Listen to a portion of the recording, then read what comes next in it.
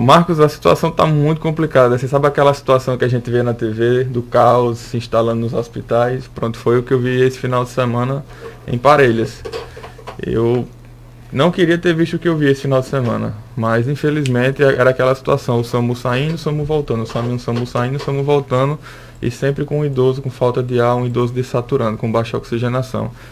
Então, o hospital, como você acabou de falar, o Hospital Regional de Caicó, que é a nossa referência, além do Hospital Regional de Currais Novos, estão no limite da capacidade, 100%. Embora às vezes você veja lá 95, alguma coisa, não tem leito. Não tem leito. Então, ontem eu liguei, domingo foi um dia para ser esquecido, e não tinha leito na clínica, não tinha leito na UTI. 100% nos dois setores. Eu intubei um paciente, infelizmente, ontem à tarde, inclusive veio a óbito agora pela manhã, muito grave, 34 anos, pessoal, 34 anos, Covid confirmado. E quando ele saiu, chegou outro paciente. Então, eu saí hoje de manhã do plantão, a gente não tem estrutura para Covid no hospital, porque não tem um sistema de isolamento adequado.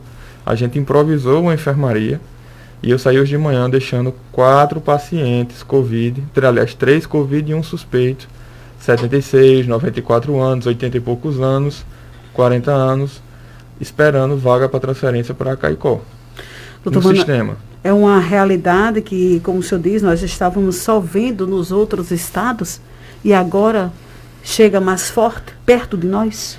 Agora está entre nós. Infelizmente, só vê isso quem está na linha de frente, quem está no hospital, quem precisa desse leito, quem tem um familiar cometido dessa forma. São as pessoas que veem essa tragédia se instalando. Então não é brincadeira isso que está passando na TV. Já começa a se falar e a ficar apreensivo com falta de oxigênio. Graças a Deus, hoje os nossos estoques lá de Parelhas, já tivemos a notícia que vão ser renovados, mas já se tinha uma apreensão quanto a isso, porque o paciente, quando ele está internado dispneico, com falta de ar pelo Covid, ele necessita de altos fluxos de oxigênio, e aqueles cilindros grandes que a gente vê, no instante eles vão embora, eles secam rápido. Então todo paciente que ontem a gente estava com os 4 pacientes na fila de espera, isso de uma cidade. Fora isso é em Parelhas, no caso? Isso é em Parelhas. Fora as demais cidades que também devem estar com pacientes na fila de espera. Então uma das cidades que mais preocupa hoje no Seridó começa por Parelhas? Penso que sim, porque Parelhas não tinha tido um pico ainda. Parelhas, no ano passado, a gente não sentiu pressões fortes na porta. Quando eu falo porta, no pronto-socorro. Eu senti o ano passado Cruzeta, que eu estou indo agora da plantão daqui a pouco lá. Cruzeta era absurda a quantidade de atendimentos. Isso refletia na quantidade de mortes que saem nos boletins diários do Hospital Regional.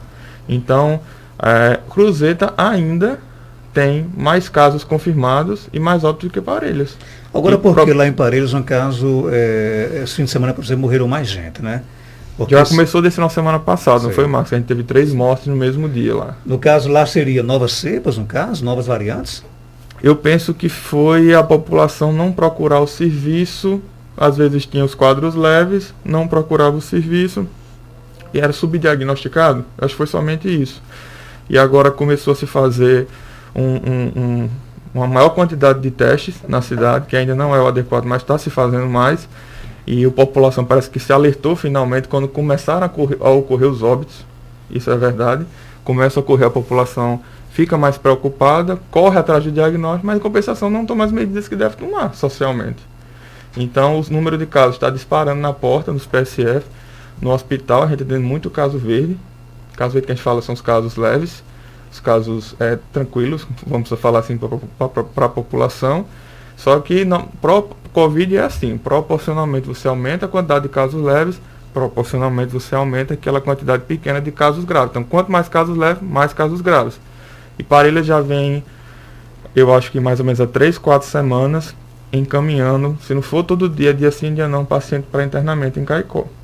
E que isso era um caso esporádico, até dezembro era um caso esporádico. Em janeiro já se começou a ter essa tendência, e a gente já começou a conversar com a equipe médica e vendo esse tipo de situação. E agora é praticamente diário. Então, no domingo, 4 pacientes. Hoje de manhã, 7 horas da manhã, passando o plantão, o SAMU encostou com outro paciente. E eu disse ao colega, se prepare, vai ficar 4 aí. Mas só Deus sabe como é que eles vão sair daqui, se as vagas vão aparecer em Caicó ou não, porque está lotado. E se prepare para aumentar a quantidade de leitos e cilindro de oxigênio, porque vai acontecer de chegar mais ao longo do dia. Doutor Manassés, agora eu estou falando aqui com um profissional que está, apesar de ser um cara jovem, já tem alguns anos de caminhada, né? Sete anos de medicina, né? Então você está acostumado a enfrentar diversas situações, né? Mas você já tem enfrentado uma situação como é que está enfrentando atualmente? Marcos, eu já vivi muita coisa na minha vida de cortar o coração e que só Deus sabe juntamente comigo o que eu sinto nessas horas. Mas ontem foi a primeira situação que eu tive que perguntar ao paciente se ele me deixava entubá-lo. Porque geralmente quando eu entubo um paciente, às vezes já é uma paciente que chega rebaixado, é um paciente que chega já sem ter a autoridade sobre si mesmo. Então é o médico que tem que tomar aquela decisão. E ontem eu tive que conversar com o paciente. Eu disse, você está sentindo o que você está sentindo, né? Você sabe o que você está sentindo. Você sabe o diagnóstico, você sabe que você não está bem. O SAMU está vindo agora conseguir sua vaga, o SAMU está vindo lhe buscar, mas você não vai ser transportado se não for entubado.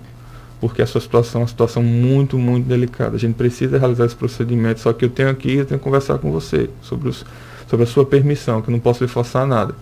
Ele prontamente olhou para mim, doutor, pode fazer. Ele chegou a pedir mais oxigênio, ele disse, já está no máximo. Já está no máximo. Então, ele permitiu tranquilamente.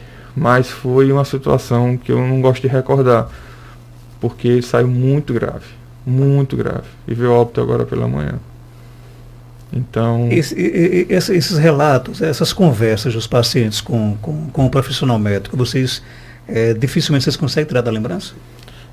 É complicado, Marcos, porque a gente queira ou não queira, às vezes a gente tem uma resistência maior ao abalo emocional, porque a gente sofre muito com isso. Então, se a gente conseguisse abalar muito por todos os casos, a gente atrapalha o trabalho. Atrapalha o trabalho.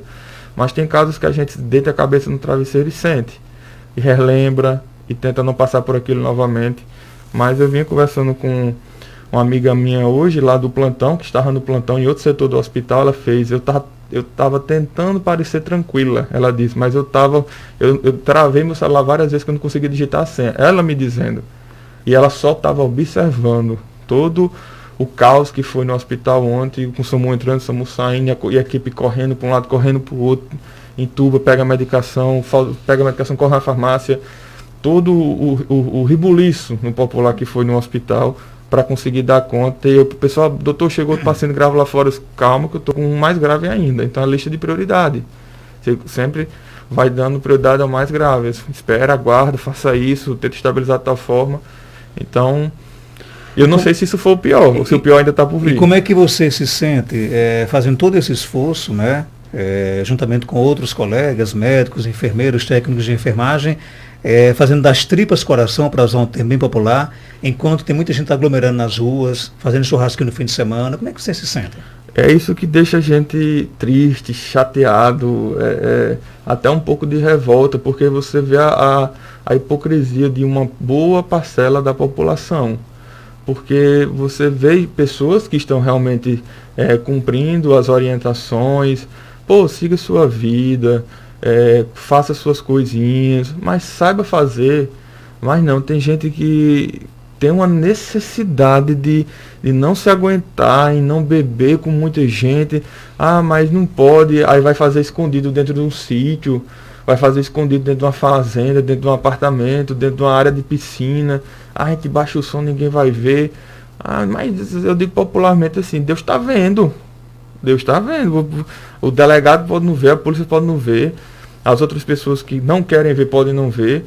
Mas Deus está vendo. Se você não quer ver, ou quem está com você não quer ver, Deus está vendo. Então, não vem me dizer que um idoso de 76 anos, como tinha lá ontem, eu tô aqui lembrando da imagem porque ele estava do lado do leito. Era uma idosa, era um paciente Covid positivo por outro problema, que ele estava internado a um lado, esse que a gente tubou no meio, e na outra ponta um idoso.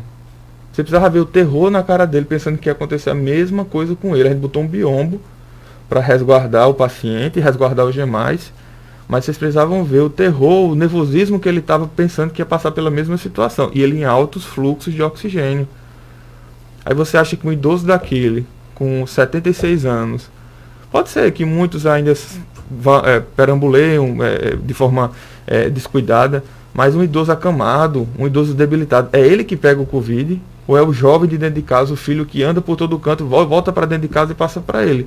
É esse filho, é esse neto que pega. Tem muitos idosos sim, que não seguem medidas. São os danadinhos que a gente chama, né? Mas muitos que já chegam no hospital são acamados. Acamados. Como é que esse idoso pegou o Covid, pelo amor de Deus? É o pessoal da família que sai, perambula, não toma os cuidados, volta para dentro de casa. Isso assim é até revoltante, porque quem está pagando são os pacientes mais frágeis, mais debilitados pela irresponsabilidade dos demais. E agora a gente está vendo, isso é uma realidade, a gente está vendo pacientes mais jovens complicarem e morrerem. É aquele discurso do que vai quem quer, né? Mas às vezes quem não quer ir e fica em casa se prejudica por aqueles que quis ir, Se né? prejudica da mesma forma, porque a doença ela é muito transmissível. Ela é muito transmissível. Essa nova variante veio pior? Veio. A gente ainda não tem dados palpáveis para dizer, está circulando aqui, esse caso é uma variante, é a variante nova, não é, porque ela depende do estudo genômico. E isso é feito por amostragem. Mas desde novembro, nas amostras coletadas em novembro e dezembro, a FRN disse que já estava circulando no Rio Grande do Norte. Então, se já estava circulando no Rio Grande do Norte, ela está em todas as cidades, ela está em todo canto. Então, a gente supõe, os médicos estão supondo que esses quadros mais graves em pacientes mais jovens sejam as novas variantes.